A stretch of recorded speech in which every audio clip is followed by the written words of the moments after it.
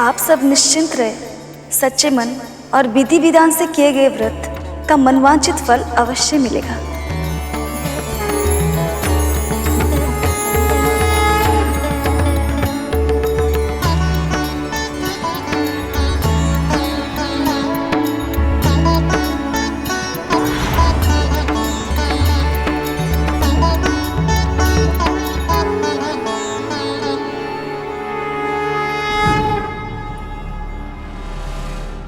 मां भगवती की कृपा से आज हमें मां के दर्शन हो ही गए।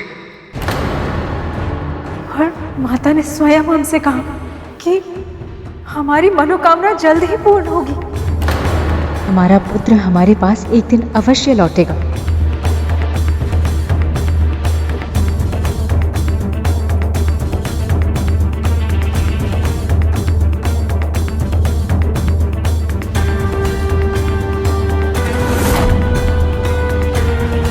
पहले क्षण भर के लिए हमें लगा कि उस स्त्री में देवी दुर्गा का रूप दिखाई दिया, और अब छोटी और भाभी को भी उस मूर्ति में देवी के दर्शन हो गए। हो सकता है ये हमारे मन का भ्रम हो, और यदि सत्य हुआ तो, यदि सच में इन दोनों की पूजा सफल हो गई तो। नहीं, हम ऐसा नहीं होने दे सकते। हम ऐसा किसी भी मूल्य पर होने नहीं दे सकते।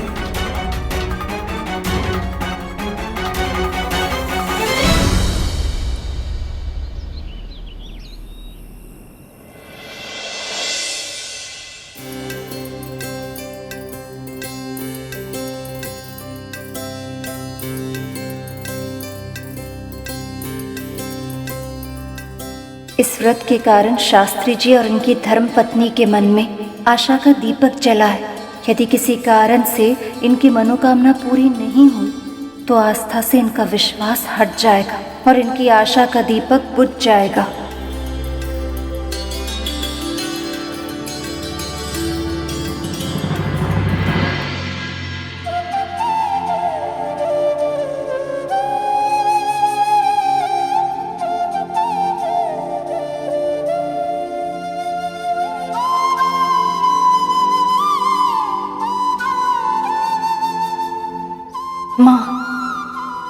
मार्गदर्शन करें।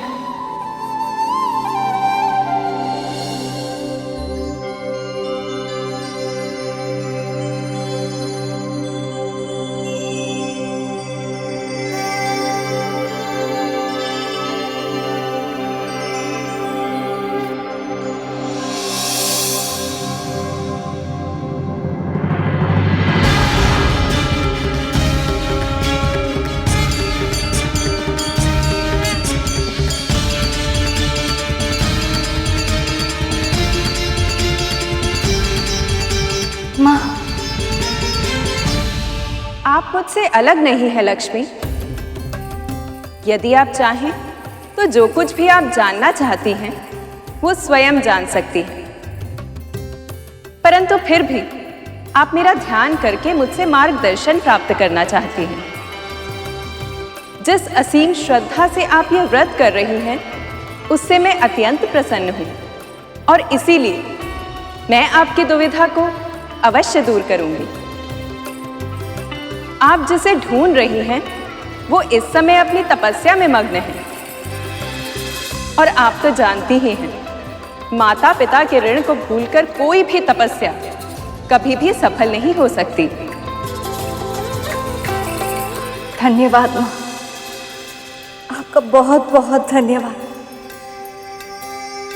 आपने न केवल मुझे उस तपस्वी के बारे में बताया बल्कि उसे सही मार्ग पर लाने का उपाय भी बता दिया।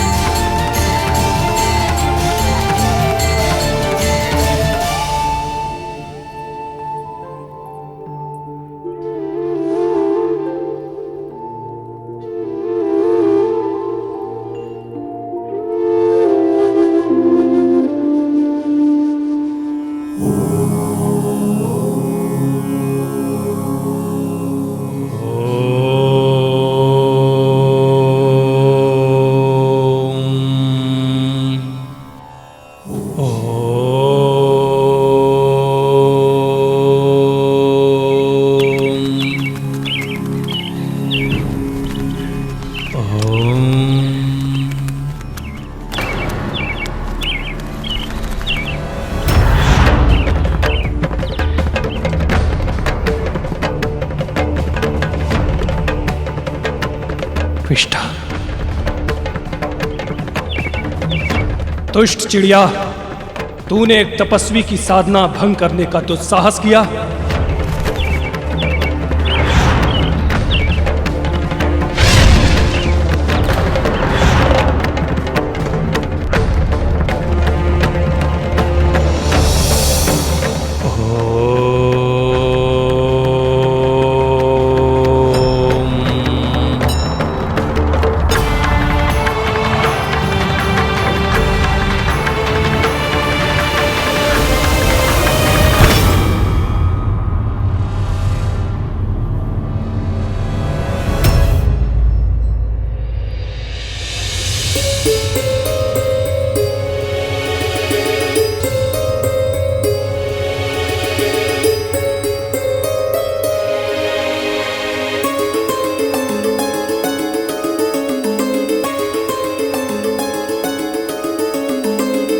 तो अभी उस तपस्वी की आंखें नहीं खुली है। उसकी आंखों पर पड़ा पट हटाना होगा, सत्य दिखाना होगा उसे।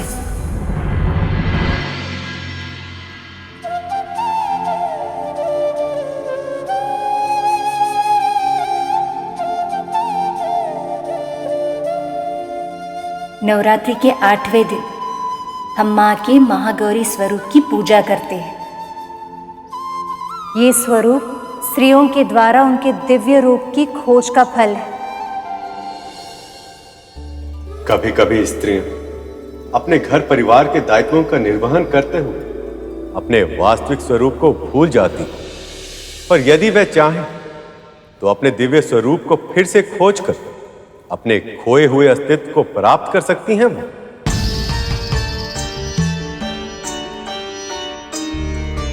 परंतु मां,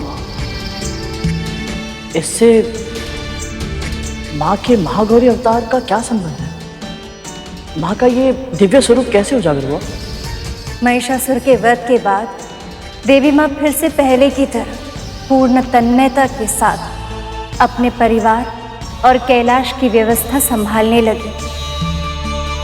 दिन प्रतिदिन के इस अनवरत क्रम और अपने दायित्व को निभाते निभाते वो अपना वास्तविक स्वरूप भूलते जा रही थी।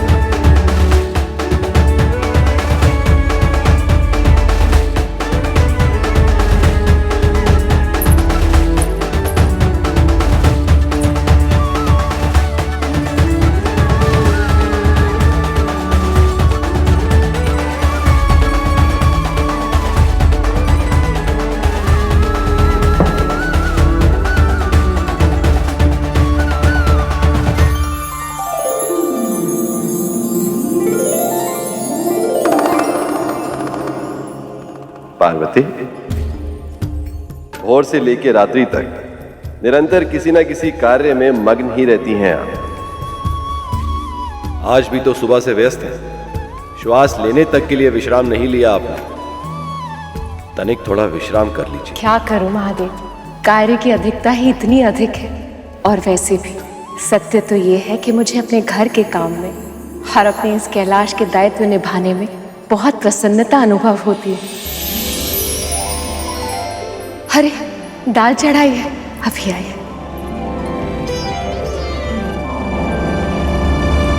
पुनः पहले के ही भांति सब घटित हो रहा है। पार्वती अपनी दिव्यता खो रही है। महादेव देवी पार्वती के तेज को कम होते हुए देख रहे थे। उन्हें लगा कि यही उचित समय है। अब देवी पार्वती को उनके पूर्ण और वास्तविक स्वरूप को पाने के लिए प्रेरित किया जाना चाहिए, क्योंकि वो जानते थे कि बाह्य प्रेरणा के अभाव में देवी के मन में अपने दिव्य स्वरूप को जानने की इच्छा का जागरण संभव नहीं।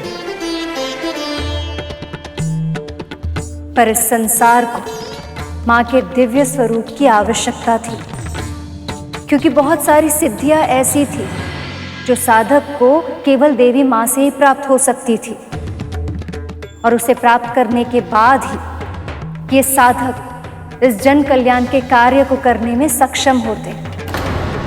इसके अतिरिक्त स्त्री शक्ति की पूर्ण व्याख्या और स्थापना के लिए भी उस स्वरूप का प्रकट होना बहुत आवश्यक था।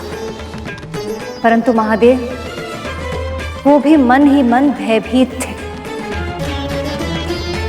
कथा तो बहुत अच्छी सुनाती हैं आप, पर इसका अर्थ ये तो नहीं ना है कि आप जो भी बोलेंगे हम मान लेंगे। अब भूतनाथ महादेव किसी से क्यों भयभीत होंगे भला, हम बतलाइए। वैसे सभी को यही लगता है कि पत्नियां ही पति से भयभीत होती हैं, किंतु सत्य तो ये है कि पतिव्रता स्त्रियों से पति भी भयभीत होते हैं, क्योंकि ऐसी स्त्रियां अपने सभी कर्तव्यों का पालन बहुत सुगमता से करती हैं, अपने सभी कार्यों को बहुत लगन से करती हैं और अपने दायित्वों को निभाकर बहुत गर्व अनुभव करती हैं। वो ऐसे में एक स्त्री को उसके दिव्य रूप के लिए प्रेरित करने का अर्थ होता है उसके वर्तमान की निंदा करना। और महादेव की भी दुविधा यही थी कि वह अपनी प्रिया, अपनी पत्नी की निंदा कैसे करे।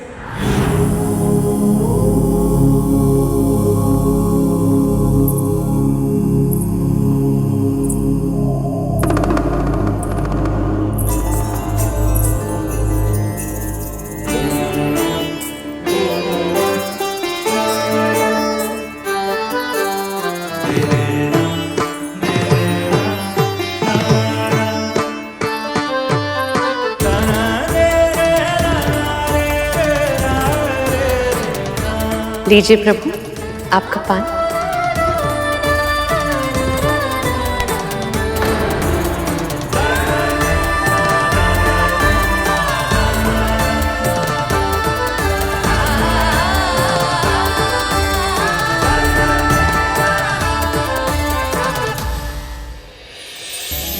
क्या हुआ,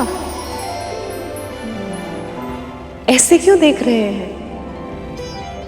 ओहो, बताइए भी।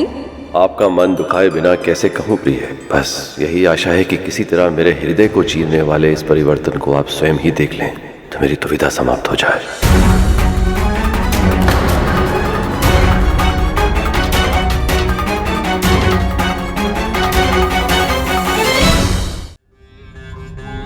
लीजिए, इतने कार्य शेष हैं और आपको विनोद सूझ रहा है। अब छोड़िए भी, मुझे एकादशी की तैयारी करनी है।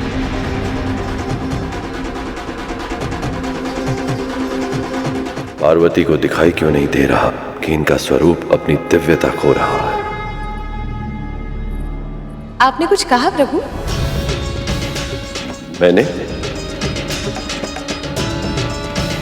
मैं तो मौन हूं प्रिय। मुख से मौन है पर मन से मुखर। बताइए ना, क्या सोच रहे थे मेरे बारे में? मैं जानती हूँ आपने मन ही मन कुछ कहा है मेरे लिए। आप भी तो जानते हैं, प्रशंसा शब्दों में हो तो सुनने वाले को और भी प्रसन्नता होती है। पार्वती की इच्छा प्रशंसा सुनने की है, पर जब इन्हें पता चलेगा कि मैं इनकी प्रशंसा नहीं निंदा कर रहा था तो कहीं इन्हें क्रोध ना आ जाए। ओहो, बताइए भी।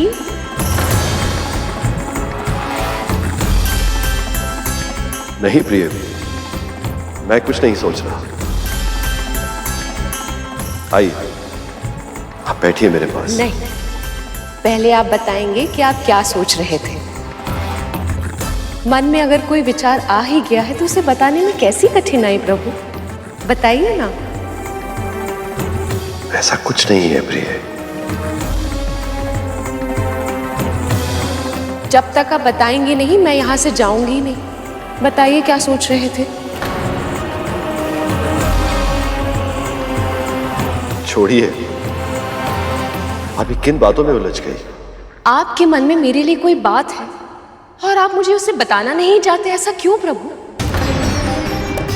उसे छिपाने के लिए तरह तरह के यत्न प्रयत्न कर रहे हैं। अवश्य कोई बड़ी और अप्रिय बात होगी। अब तो मैं जान कर ही रहूंगी महादेव, आपको बताना ही होगा।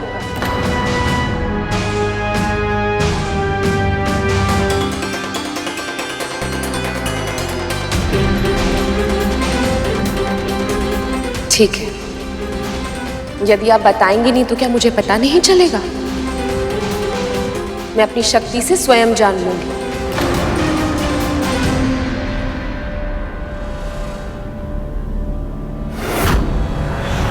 पार्वती को दिखाई क्यों नहीं दे रहा कि इनका स्वरूप अपनी दिव्यता खो रहा है? इनका क्रोध बढ़ रहा है, कहीं कुछ अप्रिय ना हो जाए।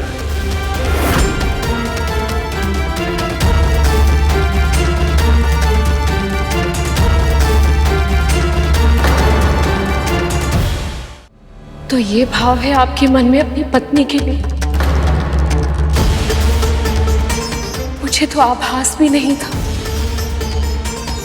कि आप मेरे रूप को लेकर प्रसन्न नहीं हैं। मुझे तो लगता था कि मैं हर रूप में, हर वेश में आपकी प्रिय हूं।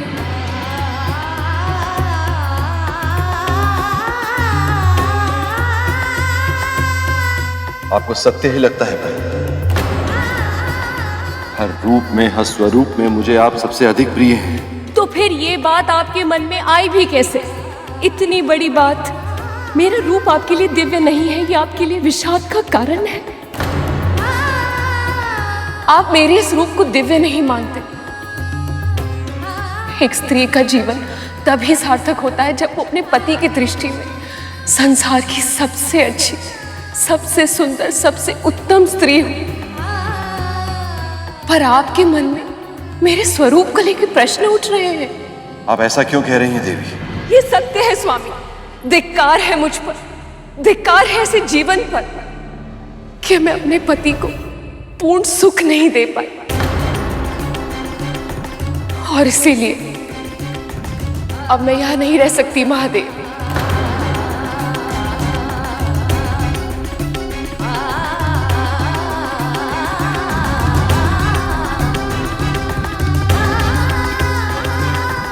दुख केवल एक ही बात का है कि मैं आपको प्रिय नहीं लगती। यही बात आपने मुझे पहले क्यों नहीं कही?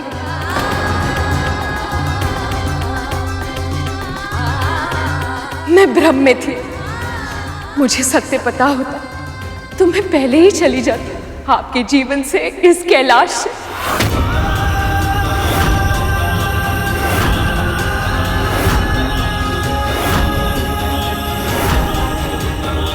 जब भूल का पता लग जाए तो उसे सुधार लेना चाहिए।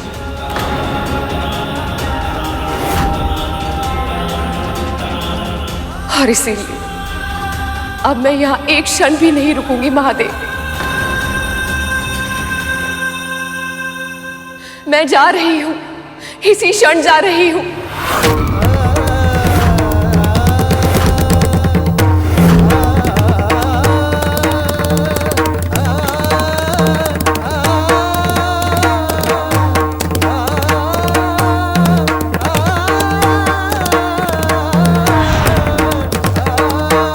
पार्वती, पार्वती, पार्वती।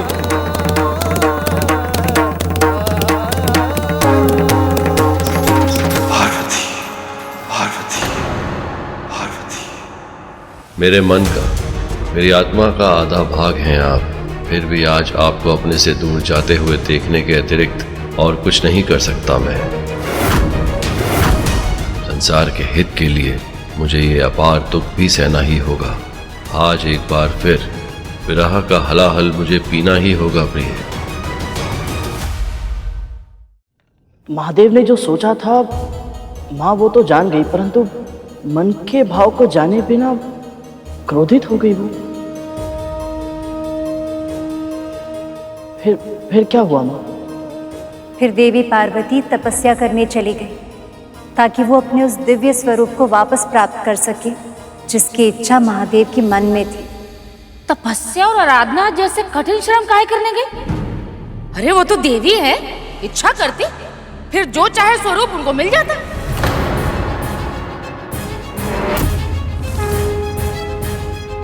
है कि नहीं? सत्य, किंतु वह संसार की जगत माता भी है, इसलिए अपने बनाए संसार के नियमों का पालन कर रही थी।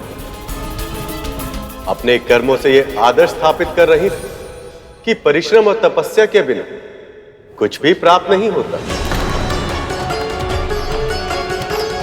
देवी पार्वती ने वन में जाकर ब्रह्मा जी के मंत्र का जाप आरंभ कर दिया था, किंतु उस सघन वन में देवी पार्वती अकेली नहीं थी।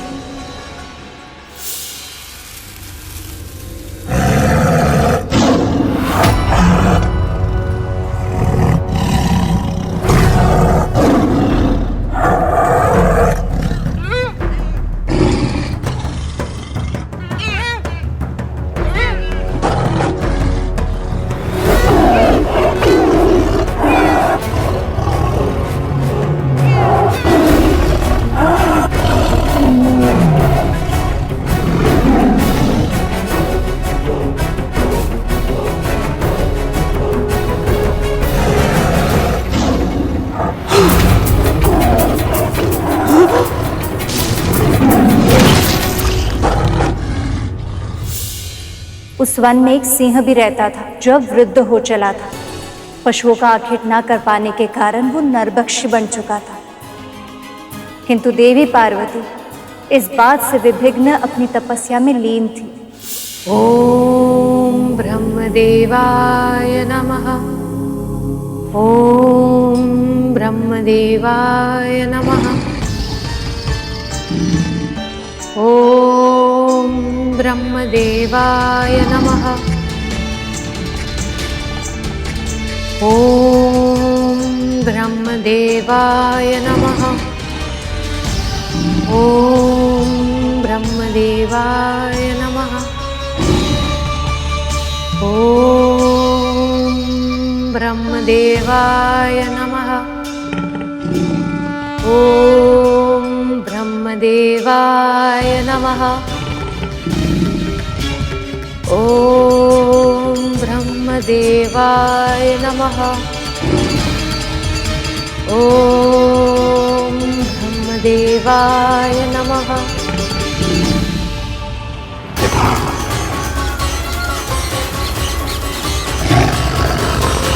ओम ब्रह्मदेवाय नमः। ओम ब्रह्मदेवाय नमः।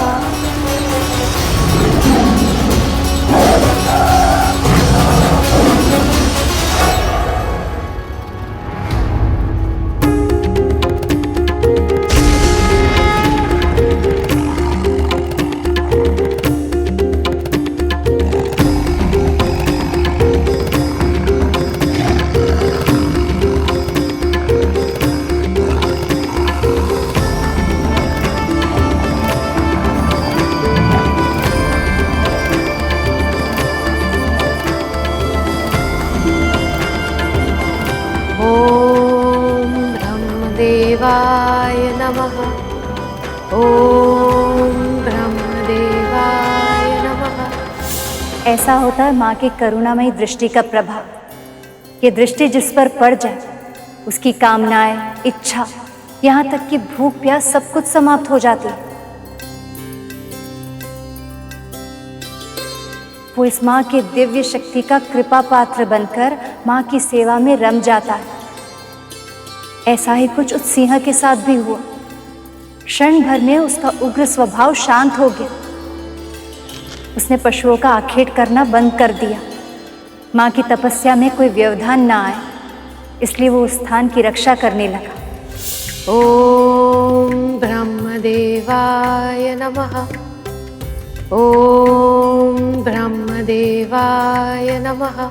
ओम ब्रह्मदेवाय नमः। ओम ब्रह्मदेवाय नमः।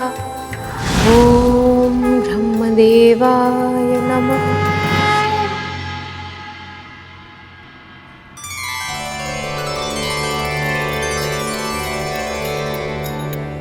ब्रह्मदेव। कल्याण हो।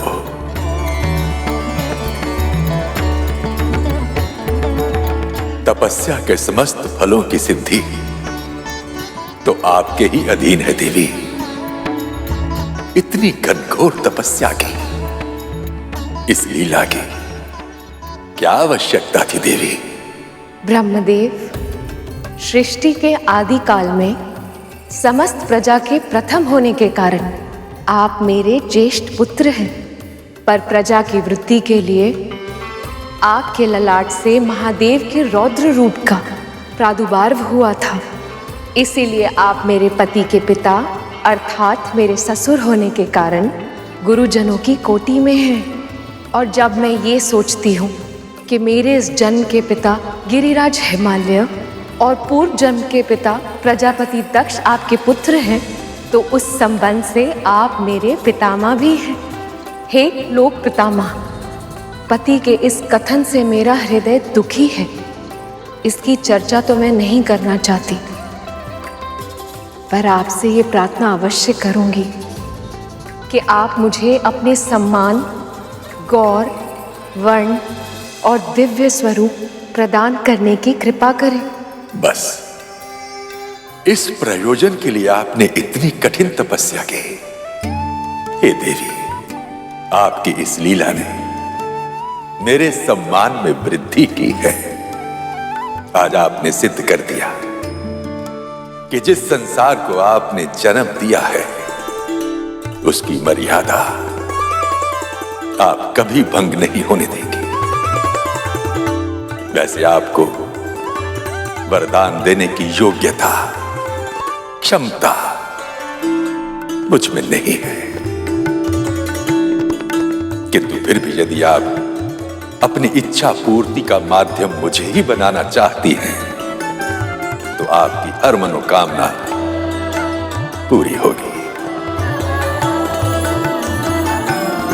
तथास्तु।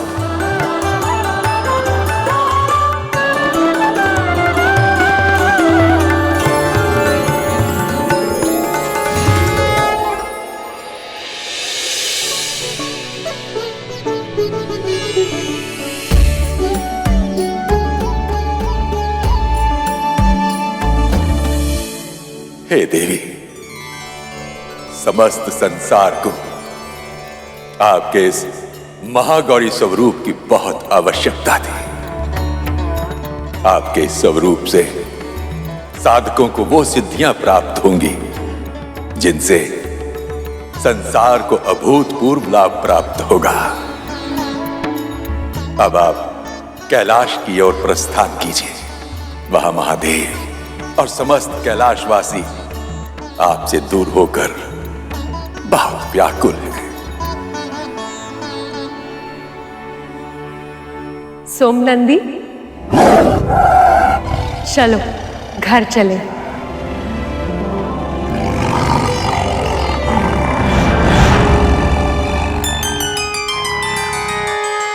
तो इस तरह अपने दिव्य स्वरूप को प्राप्त करने के बाद माँ कैलाश लौट गई। नहीं सुपर्ण, उनके मार्ग में एक विघ्न भी शेष था।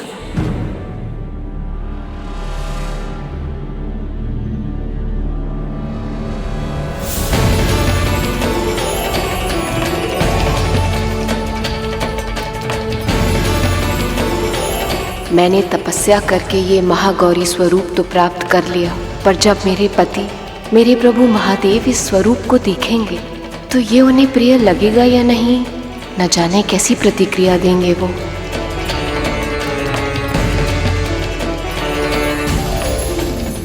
गणेश, कार्तिकेय, शीघ्रता करो, तुम्हारी मां आने वाली होंगी।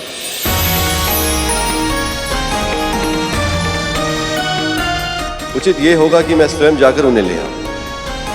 प्रभु, मां को लेने शिवगण पहले ही जा चुके हैं।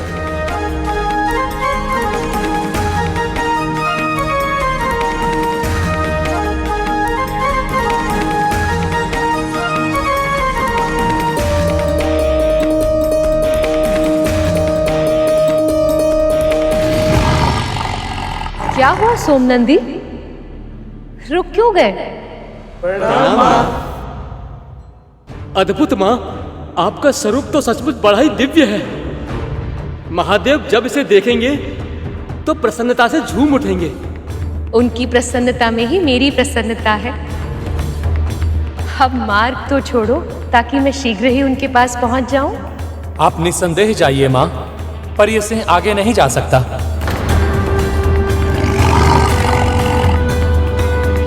ये शिवगण मेरे वाहक सिंह को मेरे ही कैलाश में प्रवेश करने से रोक रहे हैं।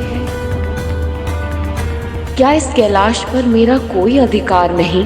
यदि महादेव इस कैलाश के स्वामी हैं, तो मैं भी तो उनकी अर्धशक्ति हूँ, इस कैलाश की स्वामिनी हूँ। मुझे इनके भीतर अपना महत्व स्थापित करना ही होगा।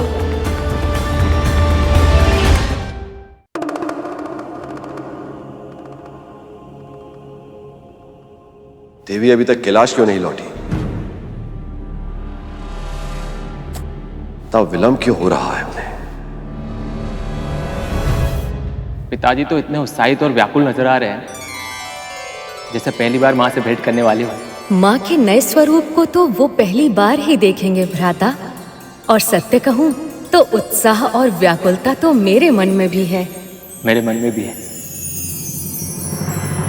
इस सिंह का नाम सोम नंदी है। ये मेरा प्रिय है और ये मेरे साथ कैलाश जाएगा। कौन रोकेगा मुझे? तुम या तुम या फिर तुम? हम तो आपके दास हैं माँ, हम आपको कैसे रोक सकते हैं? हम तो केवल महादेव के नियमों का पालन कर रहे हैं माँ, और कैलाश के नियमानुसार वहां केवल शिवगण ही रह सकते हैं। यदि महादेव अनुमति दे दें तो इसे कैलाश में प्रवेश देने से हमें कोई आपत्ति नहीं माँ। तो फिर बुलाइए अपने कैलाशपति को।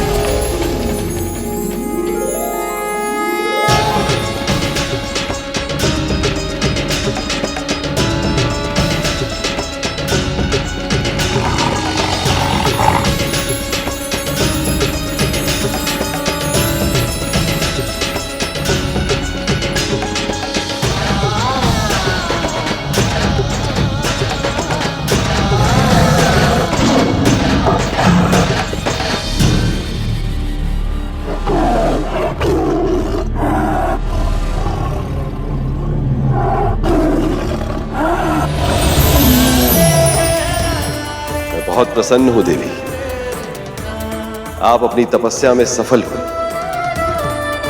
अब भीतर चलिए, आपका कैलाश अपनी कैलाश स्वामिनी की प्रतीक्षा कर रहा है।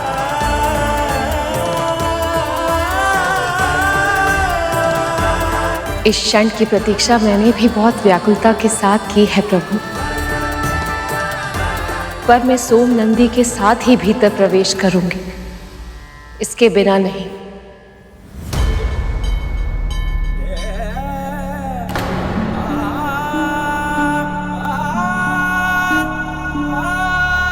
ये कैसे संभव है देवी?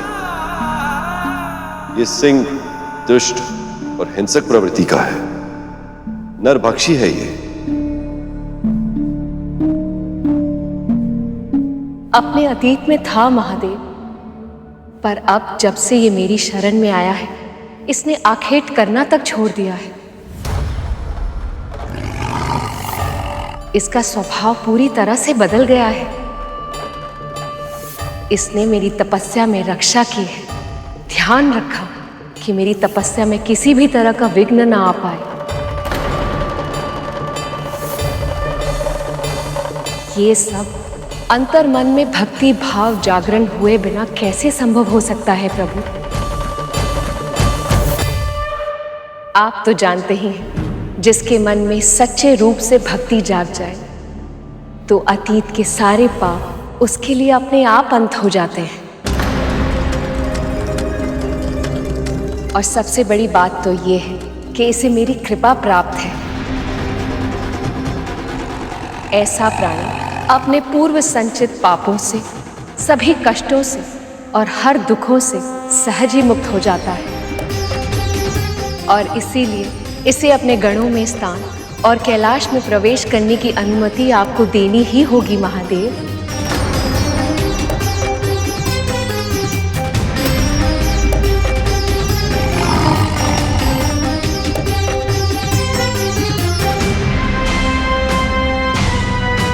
कैसी विडंबना है। पार्वती इतने समय पश्चात वापस लौटी हैं और इस सिंह को कैलाश में रहने की अनुमति मांग रही हैं, जहां और भी कई प्राणी निवास करते हैं। यदि मैंने अनुमति दे दी तो उन सभी प्राणियों के जीव संकट में पड़ सकते।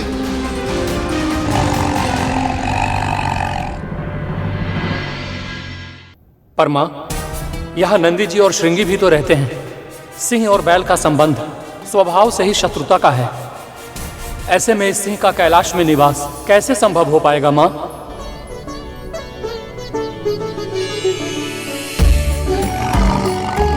तपस्या की शक्ति से। प्रभु, आप तो स्थिरता के प्रतीक हैं। आपकी तपस्या के फल स्वरूप आपकी छत्र छाया में पलने वाला हर प्राणी अपनी हिंसक प्रवृत्ति को छोड़कर शांत हो गए हैं। सारा संसार जानता है, जहाँ शत्रु भी अपना वैर भाव त्याग कर प्रेम से अपने संबंधियों के साथ रहता है, वही कैलाश कहलाता है।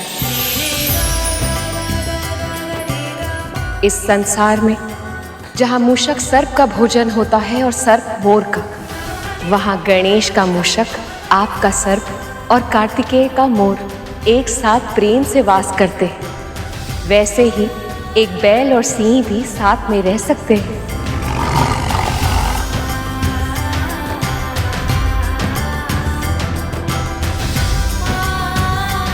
आपने सत्य कहा देवी। जहां शत्रु वैर भूल जाए वो स्थान कैलाश ही हो सकता है। मैं आपके सिंह सोम नंदी को अपने गढ़ों में स्थान देता हूं और आज से सोम नंदी हमारे साथ कैलाश पर ही निवास करेगा।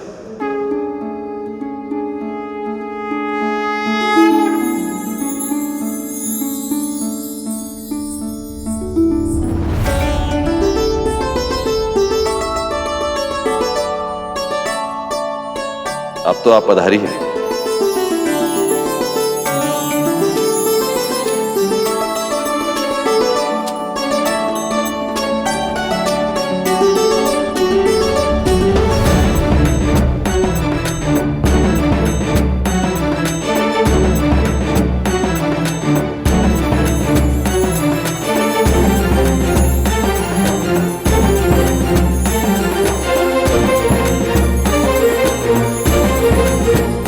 तो इस प्रकार शक्ति ने अपने माँ गौरी अवतार को सार्थक किया, किंतु उनका उपकार मानने के स्थान पर देवता अपने अहंकार में डूबने लगे। वो स्वयं को सबसे अधिक शक्तिशाली समझने लगे थे और इसी अहंकार का विनाश करने देवी पार्वती माँ सिद्धदात्री का अवतार लेंगी।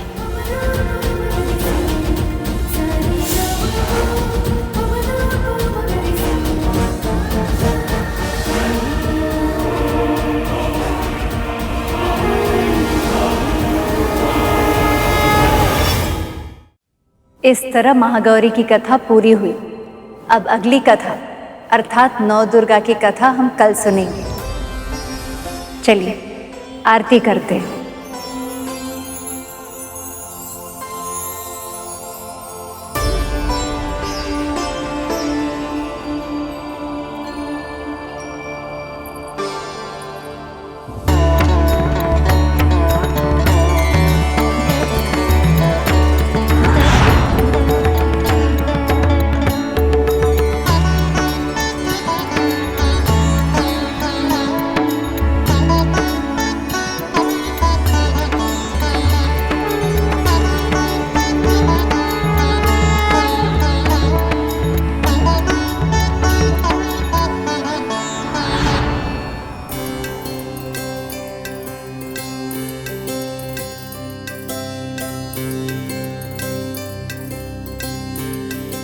माँ, जिस तरह से आपने शिव परिवार को पूरा कर दिया,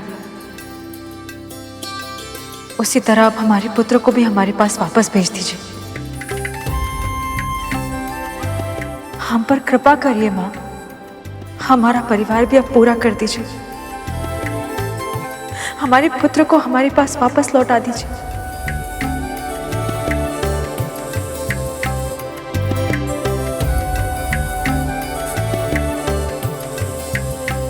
यदि तुम्हारे पुत्र को लौटना होता तो अब तक आ चुका होता।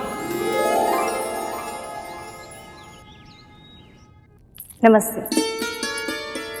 अरे बहन जी, आप वो मैं आपको ये बताने आई थी कि कल ना नवरात्रि की अंतिम तिथि नवमी है, जहाँ कन्याओं का पूजन करना आवश्यक है, तभी नवरात्रि व्रत का पूर्ण फल प्राप्त हो सकता है। आप चिंता नहीं ना कीजिए बहन जी, हम गांव में जाकर सभी योग्य कन्याओं को न्योता दे देंगे। आपकी इस निष्ठा को देखकर माँ प्रसन्न ना हो, ऐसा तो हो ही नहीं सकता। मुझे पूरा विश्वास है कि आपका पुत्र अवश्य लौटेगा। वो इस संसार में जहाँ कहीं भी होगा, आपकी स्मृति से वो यहाँ आपके पास अवश्य आएगा। किंतु मेरे होते हुए ये कभी संभव नहीं होगा। इनका पुत्र कभी नहीं लौटेगा।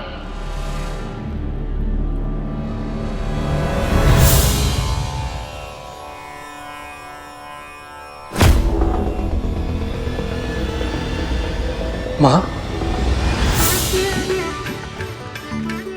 चलिए मैं चलती हूँ। जी नमस्ते।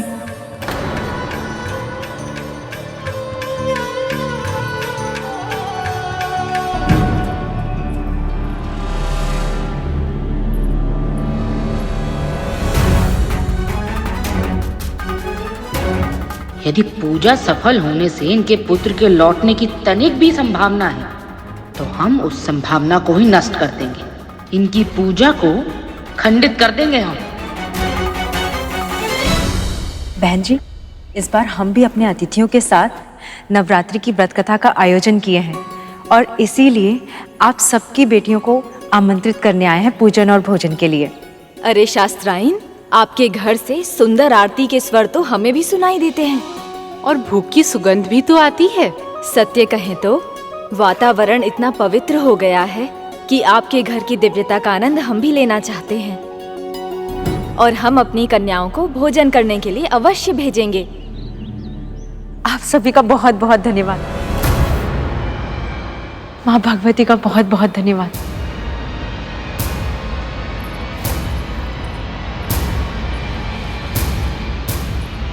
अरे चलो भी, विलंब हो रहा है।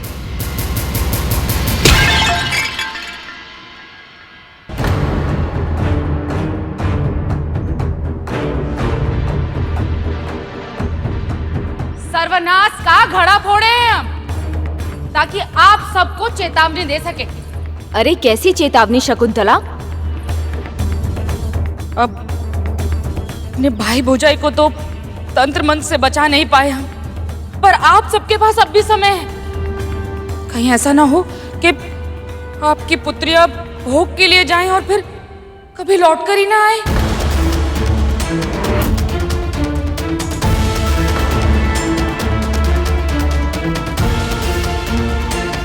ये क्या कह रही हो तुम? संभावना को ही नष्ट कर रहे हैं, किसी भी अप्रिय संभावना को। अरे स्वयं सोचकर देखिए, कहीं ऐसा तो नहीं कि आप सबकी पुत्रियां होने के कारण उनके मन में ईर्ष्या हो और ये पूजा पाठ सिर्फ बहाना हो और तंत्र मंत्र करके वो आप सबके संतानों को आपसे दूर कर दे। ऐसे भी आज तक तो नवरात्रि मनाई नहीं और इन अतिथियों के कहने पे सब कुछ किए चले जा रहे हैं। किसी को आभास भी नहीं है कि अतिथि कौन है, कहां से आए हैं। अब उनके कारण आप सबके जीवन में कोई भी समस्या आई तो बताइए क्या कीजिएगा आप सब? बात तो सही कह रही हो तुम। हमारे पुत्रों को कहीं कुछ हो गया तो?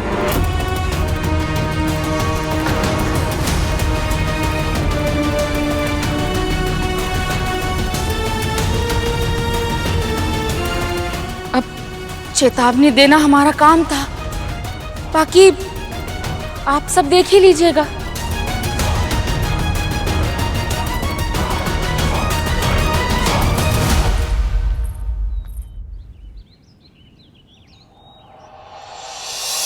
आज हम माँ सिद्धिदात्री की कथा सुनने के बाद कन्या पूजन करके उन्हें भोग लगाएंगे।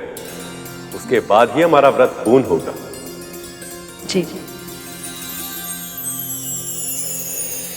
जब कन्याएं आएंगी ही नहीं तो ना होगा कन्या पूजन और ना होगा व्रत पूरा। कितने तुच्छ विचारधारा है स्त्री की। यदि इसे अभी दंड नहीं दिया तो ये अपनी प्रवृत्ति कभी नहीं बदलेगी।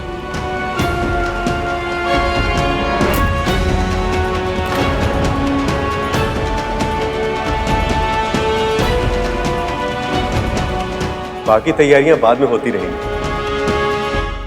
अभी हम कथा आरंभ करते हैं।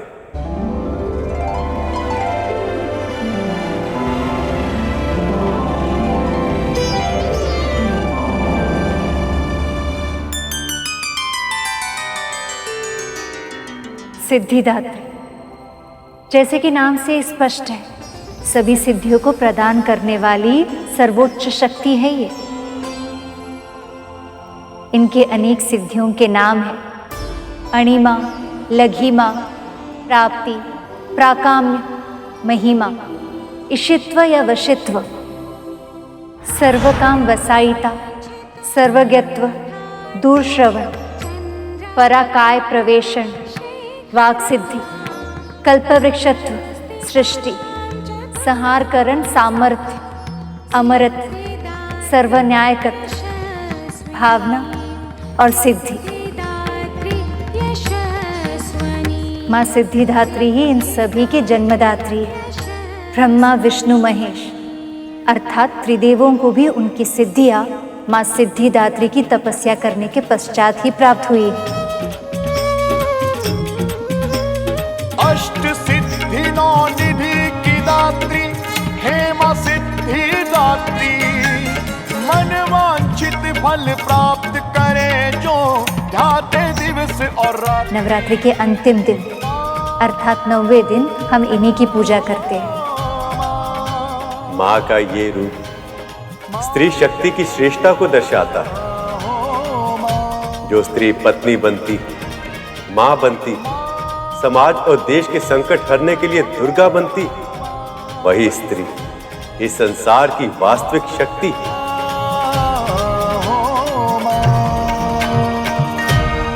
इस समस्त संसार में जो भी शक्ति विद्यमान है, उसकी स्रोत केवल और केवल स्त्री ही है। तब तो प्रभु, मैं ये जानने के लिए बहुत उत्सुक हूं कि माँ का ये रूप संसार के सामने कैसे उजागर हुआ। माँ ने ये रूप संसार को ये संदेश देने के लिए प्रकट किया था कि स्त्री ही इस संसार की सर्वोच्च शक्ति है। इसलिए किसी को भी अपनी शक्ति के अहंकार में किसी भी स्त्री को तुच्छ नहीं समझना चाहिए। बहुत समय पहले की बात है, असुरों को पराजित करने वाले देवताओं को अहंकार आ गया था। वो स्वयं को सबसे अधिक शक्तिशाली समझने लगे थे।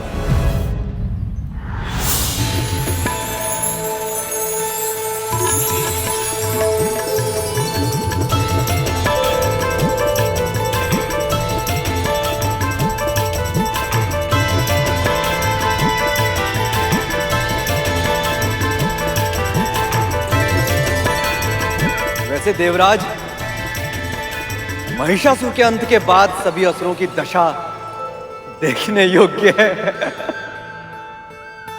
सारे असुर पाताल लोक में रहने के लिए विवश हो चुके हैं। धर्म की रक्षा के लिए यह आवश्यक था वायुदेव। पृथ्वी पर अब यज्ञ सुचारू रूप से चल रहा है और भविष्य के रूप में मिलने वाला आहार बिना किसी रुकावट के हमें निरंतर मिल रहा है। आगे भी मिलता रहेगा वरुण देव, सदैव। क्योंकि अब किसी असुर ने हमारे सामने शीश उठाने का दुस्साहस भी किया तो हमारा बाहुबल उसे ही नहीं, समस्त असुर जाति को सूखे पत्ते की तरह कुचल कर रख देगा। स्वर्ग पर सदा से हमारा अधिकार था, आज भी है और सदैव रहेगा। स्वर्ग पर सदा से हमारा अधिकार था, आज भी है और सदैव रहेगा। हमारी शक्ति के सामने कोई नहीं ठहर सकता, कोई नहीं, क्योंकि इस पूरे ब्रह्मांड में सबसे अधिक शक्तिशाली हम हैं। हम देवता हैं सबसे अधिक शक्तिशाली, क्योंकि इस पूरे ब्रह्मांड में सबसे अधिक शक्तिशाली हम हैं। हम देवता हैं सबसे अधिक शक्तिशाली।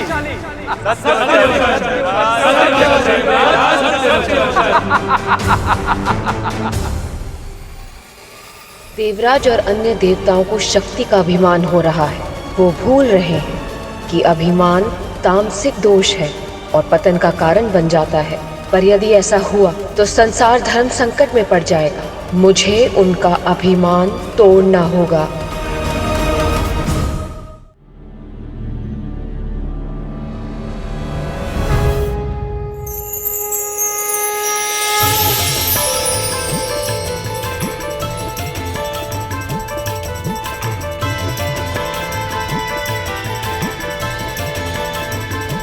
वाह, अद्भुत।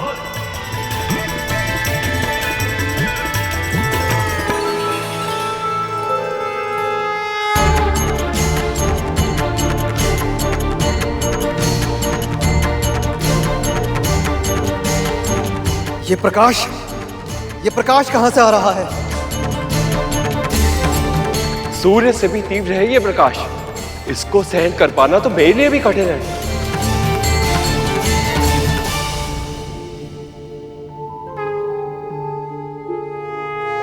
देवराज, ये प्रकाश पुंज तो स्वर्ग द्वार से आ रहा है।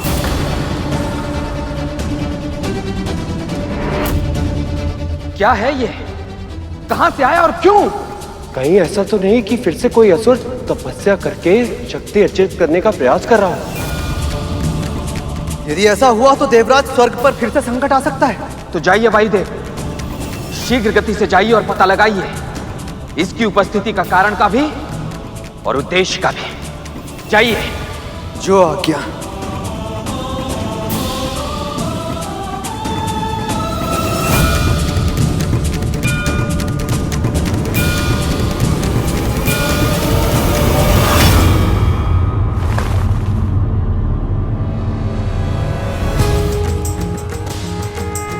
कौन हो तुम?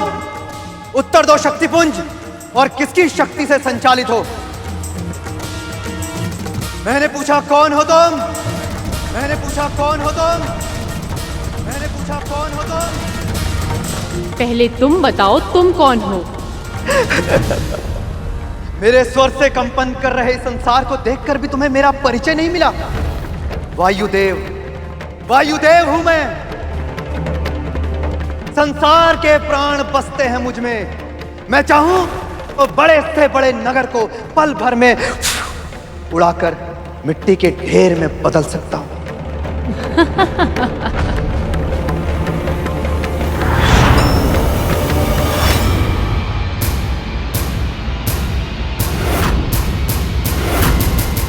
मैंने पूछा अपना परिचय दो, कौन हो तुम? और इस तरह हंसकर मेरा उपहास उड़ाने का क्या अर्थ है? उपहास मैं नहीं, आप कर रहे हैं वायुदेव। एक पत्ते तक को उड़ाने की शक्ति नहीं है आप में, और बड़े बड़े नगर को उड़ाने की बात कर रहे हैं। स्त्री! यदि आप सत्य ही शक्तिशाली हैं, तो इस पत्ते को इस स्थान से हटाकर दिखाइए। स्त्री, क्या सचमुच आज तक तुमने मेरे विषय में नहीं सुना? वायु हूं मैं, वायुदेव। और रही बात तुम्हारे इस पत्ते की, तो इस साधारण से पत्ते को उड़ाने के लिए तो मेरी आधी श्वास ही पर्याप्त है। बस बात ही करेंगे या अपनी शक्ति का प्रदर्शन भी करेंगे वायुदेव? चुनौती, चुनौती और मुझे, वायुदेव को। तो हे स्त्री, देखो अपने इस साधारण से पत्ते की दशा।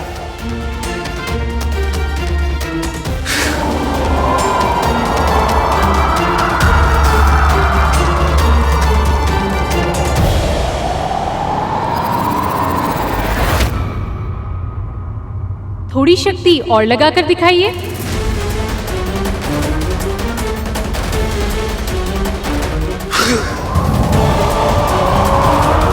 पत्ता अपने स्थान से हिल क्यों नहीं रहा है?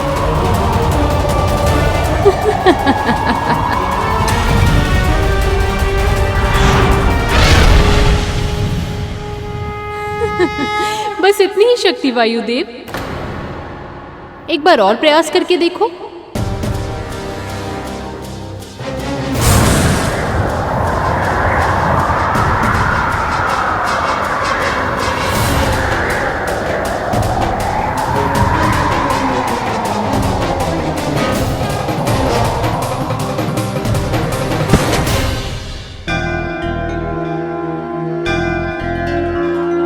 ये क्या?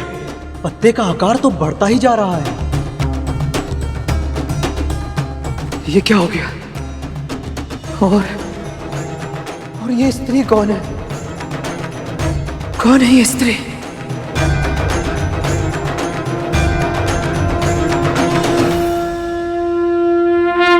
वायुदेव अपनी शक्ति का इतना भीषण प्रयोग कर रहे हैं, पर इस तेज पुंज का प्रकाश तो कामोनी के स्थान पे बढ़ता ही जा रहा है। जितना पहले सोचा था समस्या उससे अधिक गंभीर है। अब मुझे ही जाकर देखना होगा। अग्निदेव, वरुण देव,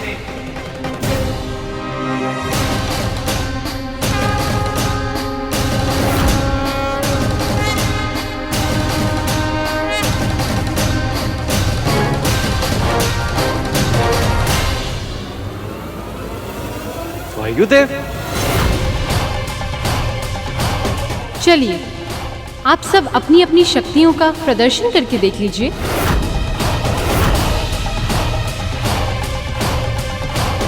शक्ति का अहंकार विनाश ही लाता है। अब तुम देवताओं के अहंकार का अंत करूंगी मैं, और शक्ति का सच्चा स्वरूप क्या है ये तुम्हें ज्ञात कराऊंगी।